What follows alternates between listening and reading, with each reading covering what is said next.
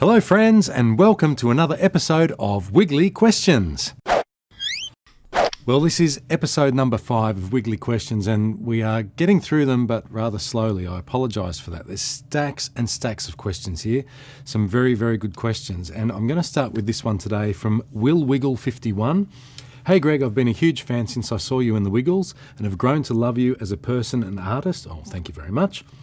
I would love to see your songs with any band you've been a part of.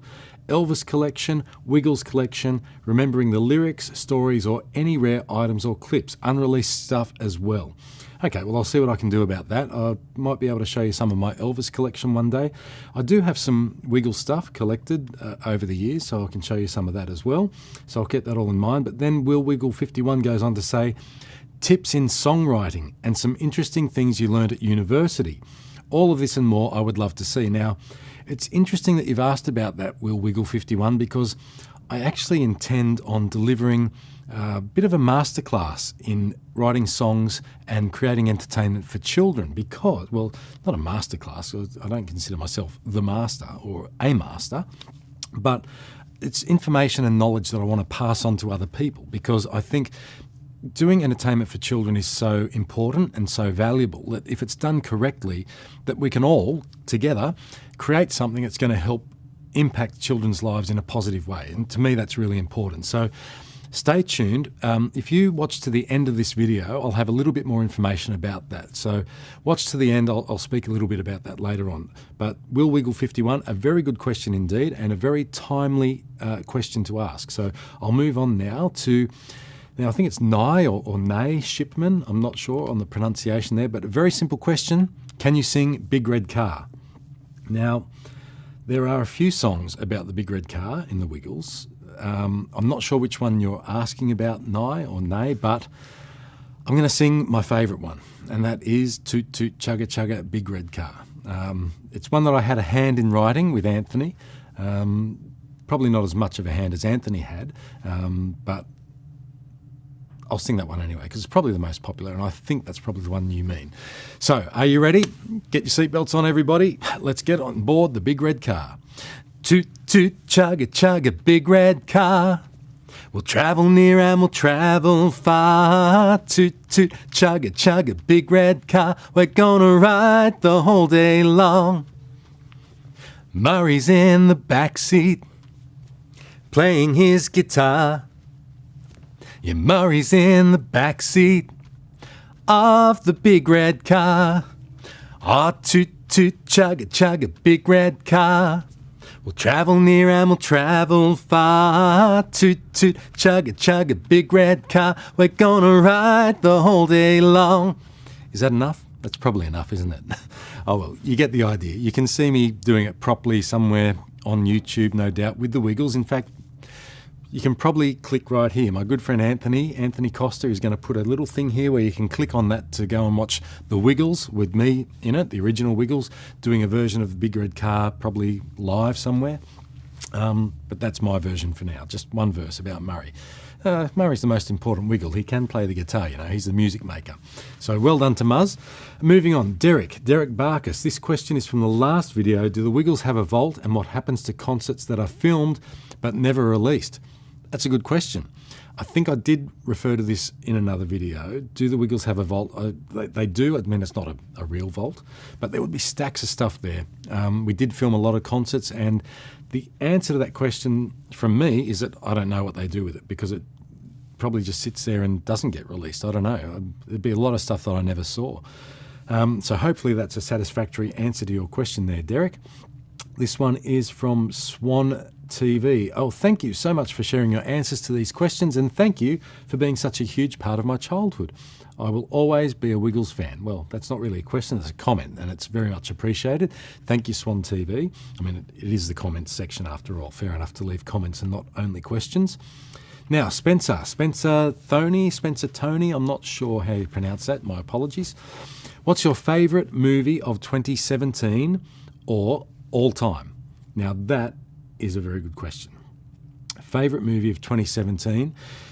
I reckon the only movie I've seen recently is The Greatest Showman, starring Hugh Jackman, who's an Aussie. Well done, Hugh. Great movie. Loved it. Enjoyed it. Lots of great songs in there. And my children are absolutely infatuated with it at the moment. I think we've seen it twice, maybe 3 times, I'm not sure, but they love it so much, and they're always on the internet, on YouTube, watching stuff from The Greatest Showman. And you can search for it too on YouTube. There's lots of great songs there from The Greatest Showman.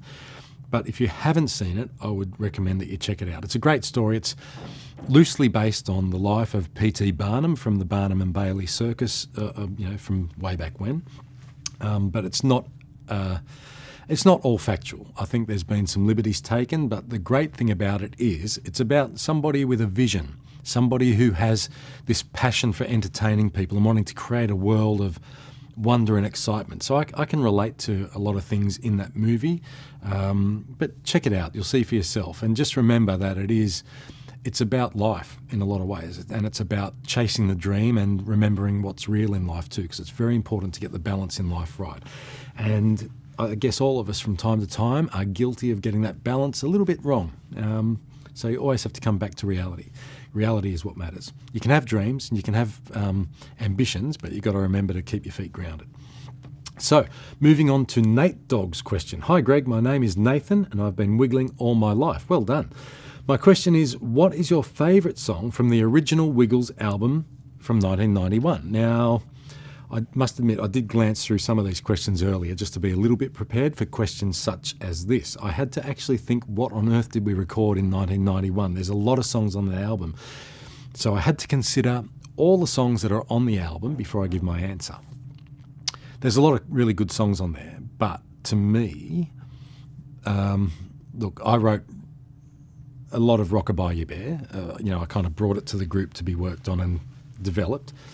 So I think that's got a special place in my heart, that song. But a great song, equally, is Get Ready to Wiggle, and also Dorothy the Dinosaur, the original one from 1991 that Murray wrote. That was Muzz's song. I just got to try and think about that song. Muzz wrote the lyrics to it, actually. And I think, if I'm not mistaken, it was actually a very funny story.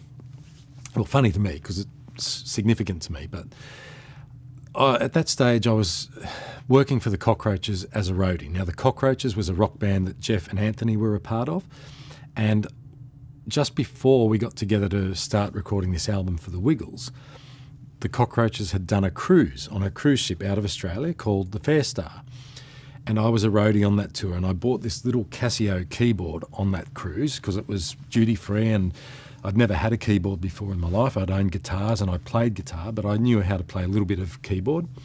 So I bought this Casio keyboard and it had all these pre-programmed rhythms and chord progression type things that you could do with it. And when we were sitting working on these songs for the first Wiggles album, I just started playing this Cockroaches song on the Casio keyboard, and it just so happened that the lyrics that Murray had written for Dorothy the Dinosaur fitted in with the scanning of this Cockroaches song. And I think, this is where I'm going to seem really stupid, but I think that was that song. The Cockroaches song was It's Another Saturday Night, and I was looking out my window late the other night. Yeah, that's the one. Yep. Just had to fact check for a moment there. So that's a little interesting story about that. It came about that those lyrics that Muzz had written were put to that Cockroaches song because of this silly little keyboard that I had, and we were just kind of mucking around and trying to get a melody for the song. And Anthony said, hey, that actually works well, that fits with that. So that's the story of how that happened. So Nate, I hope that gives you an answer to your question. Dylan Winters, hello Greg, I love the Wiggles, and you are still my favourite Wiggle. Said were. Maybe I'm not anymore, but then you said are. Still my favourite Wiggle, but I still love Anthony, Murray, Jeff and Sam. Great, that's good news. Well done, mate. My favourite Wiggle song is Toot Toot Chugga Chugga Big Red Car. It's a song that always reminds me of my childhood. So I have a few questions, and I have to click on the read more here to get the extra questions. Here we go. What was a song that you remember fondly from your childhood? Now, that's a great question. Oh boy, this is one I should have looked at earlier to get a bit of a heads up on. So, from my own childhood, I don't know, there's a lot of songs that kind of stick in my head, I guess. You know, I had a school teacher back in year 1 and in year 2. I had 2 school teachers that played the guitar, and I think for me, talking about music and fond connections to my childhood through music, would probably be those moments of being at school and having a teacher bring a guitar into the classroom. That was really exciting. It was, I don't know, it just kind of made things seem, I don't know, don't want to say a lot lighter, but it brought fun. It brought excitement to the classroom, which was great. So I remember that connection to music. But there is a song, as I'm thinking through all the stuff about my childhood and music, there was a song that my grandmother used to teach me. I was probably 3 years old. It was called A Daisy a Day. And I did a version of this on an album that I recorded with the TCB band some years ago. And you can find it on the internet, actually, on this YouTube channel, I think. I think I've got it on here. So click here and you'll find it. If you can't find it, down below somewhere by scrolling or whatever you do on this thing that's called YouTube. It's called A Daisy a Day, and it's a beautiful song about an old man and an old woman that have lived their life together, and every day he'd give her a daisy. But then I've just got to think this through if this is correct or not. I think it's that the old lady passes away, and the old man walks up to the hilltop to her grave and still puts a daisy every day on her grave. And it's I think it's a touching song, and I guess it's got special meaning to me now. It's a song that, it's an emotional song, and because my grandmother taught me that song, it's probably a song from my childhood that I remember very fondly. So thanks for the question there. The next question Dylan has asked is, what was the writing process for Toot Toot Chugga Chugga Big Red Car? Well, funny you should mention that one because we just sang that a little bit earlier. And as well as other Wiggles songs, well, pretty much the same process really. So, somebody might have an idea for a song that they'd bring to the studio, because all our songs were pretty much just written in the studio. We had an album to do, and we booked the studio for a week or 2 weeks, and probably the first, well, it kind of changed a little bit over time. Originally, I think it started out that the first 2 or 3 days we'd sit down and we'd write the songs, and then we'd do the beds for the songs. And when I say the beds, I mean we'd kind of get the drums and the bass and the keyboards sort of locked down as to what the song was going to be and what the arrangement would be for the song. Then we'd sort of refine the lyrics to the song. We'd have a bit of an idea of what the song was going to be about, and this will be all in the masterclass that I'll talk about later. Well, not the masterclass, but the imparting of information and knowledge. So we'd sort of have an idea of what the gist of the song was going to be. Then we'd refine the lyrics. We'd make sure the lyrics all made sense, that it went to the point of the song. And then musically we would record the rest of the instruments. I'd do my vocal, the lead vocal, and then we'd have the backing vocals come in after that in the studio. So that whole process would probably take a couple of weeks to do the whole album, including the writing. Now, of course, there were lots of other songwriters that we would have help us out with songs, John Field being one, incredible songwriter. We used his songs from day one. Get Ready to Wiggle was a John Field song, and of course Another Saturday Night that I just spoke about, with Dorothy the Dinosaur being merged together.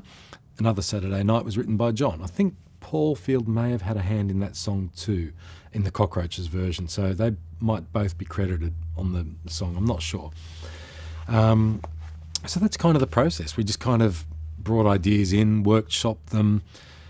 Yeah, it might be the case that somebody would have a whole song written, they'd bring that into the studio and we'd record it as it was. There was no need to refine it any further, but it really was a collaboration. So whether it was a song that John Field brought in, Paul Paddock, Dom Lindsay, whoever it might be, all the external songwriters that we used from time to time, we'd refine them, work on them together, and that would be it then. So we'd record them. Now, your third question, can you sing Scooby-Doo-Wah? I would love that. Now, I guess the Scooby-Doo-Wah thing came from, I think it was Quack Quack. I think the Quack Quack song. Scooby-Doo-Wah. Gosh, see, this is really testing my memory, guys. There's so many things about the Wiggles that you know about that I've forgotten, and I can't remember, but I think that's where it came from. I really should look at these questions in advance, shouldn't I, so I don't get caught out. But it's kind of good that, you're seeing me naturally trying to remember stuff. Scooby-Doo-Wah, and I'm just trying to think in the Toot Toot Chugga Chugga song. So Greg is doing the driving, singing Scooby-Doo-Wah, of course. That's where that reference is there, but I think it originally came from the Quack Quack song. Quack, quack, quack, quack, quack, cock-a-doodle-doo, quack, quack, quack, quack, quack. maybe I'm wrong, but I seem to remember in the Wiggles movie driving down the road at this great location in Concord. It was an old hospital, and we shot a lot of the external scenes for the Wiggles movie at this hospital. And we did the Quack Quack song driving down this road. I think we were on the back of a trailer, and I seem to remember that the Quack Quack song has that Scooby-Doo thing in it. So please check that out and let me know if I'm going crazy or not. I'll have to check it out myself now that I've made a fool of myself, not knowing what on earth Wiggles songs are made up of. See, there's so many songs, so many things we did that I just can't remember them all. So please forgive me. Okay, so I'm going to move on now. Hope that answers your questions there, Dylan. Now, JG Cosmic Gamer says, hey Greg, my question is, what was your reaction when you and the Wiggles played at Madison Square Garden for the first time? Yeah, good question. Okay, well, that was pretty incredible. Now, I need to spell out here that when we played at Madison Square Garden, we played the theatre at Madison Square Garden. We didn't play the big arena.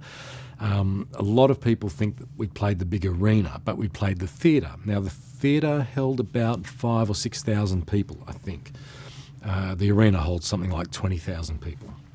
So we played the theatre at Madison Square Garden. So technically we still played Madison Square Garden. And I guess that's the thing that the media sort of played up on that. They just said Madison Square Garden. And, you know, the truth be known, it was the theatre. So we did 13 sold-out shows in the theatre at Madison Square Garden. Each show held about 6,000 people. So 6 times 13, what's that? 6, 18, I don't know, about 80-odd thousand people or something. Is that right? So, something like that. Let's say 80,000 people, which is still equivalent to selling out the big arena 4 times. So it's not bad going, I reckon. So I guess, looking back on that time, we were blown away by the fact that we could come to New York City and play Madison Square Garden. Sure, it was the theatre, but we'd sold it out 13 times, and that was just like, wow. So it was pretty cool. I mean, there were so many times in what we did with the Wiggles that we were... You know, Murray used to call them pinch me moments, where we'd just go, wow, is this actually happening? I mean, we never, ever set out to achieve what we had. We had no goals. I think I've said it before. Our only goal was to create good quality entertainment for early childhood children, preschool children. And because we did that, because we were focused on that, it led to the success that we had. We always kept that in mind, that we had to... That's what I'm saying before about reality and dreams and ambition. Sure, have your dreams and your ambition, but do it in a grounded way. And that's what we did. But yeah, sure, we got to places like Madison Square Garden, or, you know, we did a show in Toronto one time at a big outdoor venue there. There was 10,000 people at every show there. We played in Minneapolis, some big arena there. We had 10 or 12,000 people. Toronto, indoors there at the, I think it's called the Rogers Centre now, or it was called that back then, but this big indoor stadium, we had 10,000 people there at that as well. So all of these things just kind of like blew us away. We were just so amazed that so many people knew about the Wiggles and wanted to come to our show. So we're very, very grateful to you guys for being parts of our lives as well. And the fact that we've touched you in a way that, you know, you're fondly remembering now as people that are older and have grown up with the Wiggles. So that's just incredible. Now, moving on to Starman Brinley or Brinley. Hey Greg, firstly, thanks for all you have done for myself and many others across the globe. Well, thank you. We just were talking about that, actually. I'm beyond the Wiggles age range, but was always a Greg Page fan. My question is, if there's any one song in history you would like to have written? Yeah, well, I don't know. No, look, I've never really thought about that, to be honest. Yeah, I don't know. There's many, many great songs, and I wish I was a great songwriter, but I enjoy writing songs for children, and I'm very proud of the songs that I've written, so I don't really look at other people's songs and think, I wish I'd written that. I don't know if that's a disappointing answer to your question there, but it's the truth. I don't know. I just love being able to create things myself, and I don't look at other people's work and get jealous of it. So I don't kind of look at things that way. I mean, like talking about the Greatest Showman, the movie that I was just talking about before, there's quite a few great songs in that. And I really enjoy listening to the songs, but I don't think I ever have that feeling of, gee, you know, I wish I had have written that song. So there you go. I don't know. I hope that answers your question there. Hope it's not a disappointing answer to your question. So moving on to Green Day FTW, your question. Hi Greg, my name is Liam. glad I've got your name there. I like seeing your names, guys. Your screen names or whatever your usernames are. That's really interesting sometimes, but sometimes I can't make sense of it. So Liam, great to hear from you. And I'm from the USA. Now, before I ask you my question, I just want to start off saying you and the Wiggles were really a huge part of my childhood. Well, thank you for that. That's great to hear. That and you were my most favourite Wiggle, thank you, and still are to this day. You laughed there and I laughed as well. Okay, I have 3 questions for you. Oh, 3 questions. Okay, here we go. First question, what was it like filming the Wiggles movie? And do you have any stories from behind the scenes? Okay, so I think I might have answered, I don't think it was this one. Liam, if I've answered this before, I apologise to everybody, but I did answer something like this before in terms of what it was like filming the Wiggles movie. And I said something along the lines of that it was a different experience because it was a different mentality having to work on a film than it was just working on our own TV series where we were very much in control of it. So I know I've spoken about this before, so you might have to check out some of the other videos that I've done. I don't want to bore people now, so I'm not trying to gloss over this. I just can't remember if I answered this question or not. And do you have any stories from behind the scenes? I think I did answer this. I'm sorry, Liam. I may have answered this before because I remember speaking about the big red car going out of control and the guys were going, whoa! Out of all the concert DVDs or videos you're in, which one do you like the best? Yeah, I may have answered that. Yeah, I think I did answer this. I'm really sorry, Liam.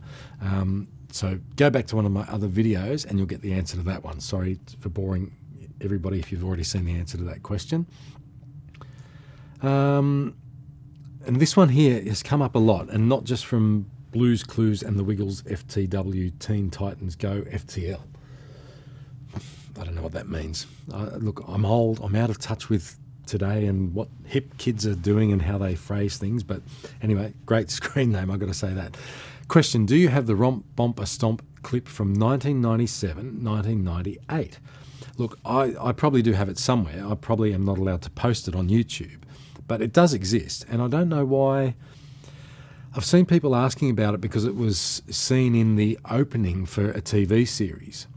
So if it was in the opening, I'm pretty sure it would be in the actual TV series somewhere. It must exist because I've seen it. We did it in the studio as part of a video clip. I think it was in the Wake Up Jeff video. And I'm saying video because it was VHS back then.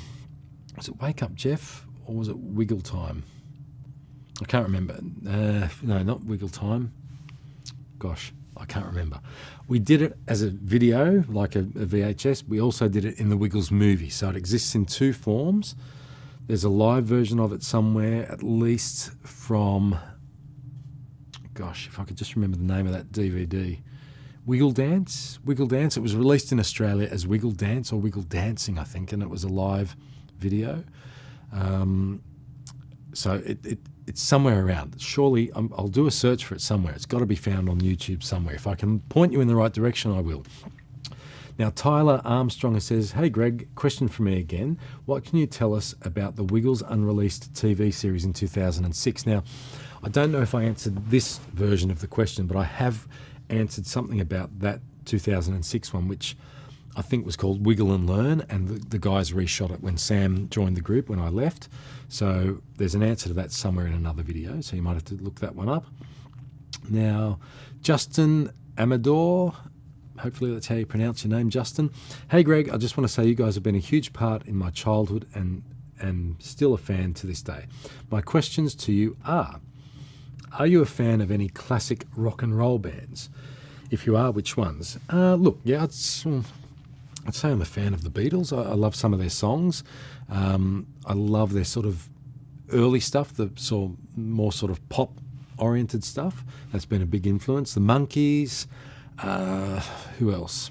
Oh, look, I guess the Rolling Stones have a place in my influences as well. That's probably it. I mean, look, there's a lot of bands that I might not be into and a fan of, but I certainly admire them. Like the Rolling Stones. I mean, they put on an amazing concert if you ever see them live. Man, we were lucky enough in the US to see the Stones. There was a tour that we did. We had a tour, I don't know, tour producer, I guess you'd call him. Jake Berry was his name. And he produced our tours and he produced the Rolling Stones, and U2. Now, what a combination, right? So he produced the Wiggles, the Stones, and U2. And it just so happened there was one time that we toured the US that the Wiggles, the Rolling Stones, and U2 were all out at the same time on tour. And that was pretty amazing for Jake to pull that off. That's a big, big effort. That's amongst everything else he did as well. I mean, incredible guy. So we were on tour and we were playing in somewhere in Connecticut, Hartford, Connecticut. I think we were in Hartford and the Stones were playing in Bridgeport that night. Or it was the other way around, I'm not sure. I know the two towns were Hartford and Bridgeport. They were not too far from each other, maybe 40 minutes away.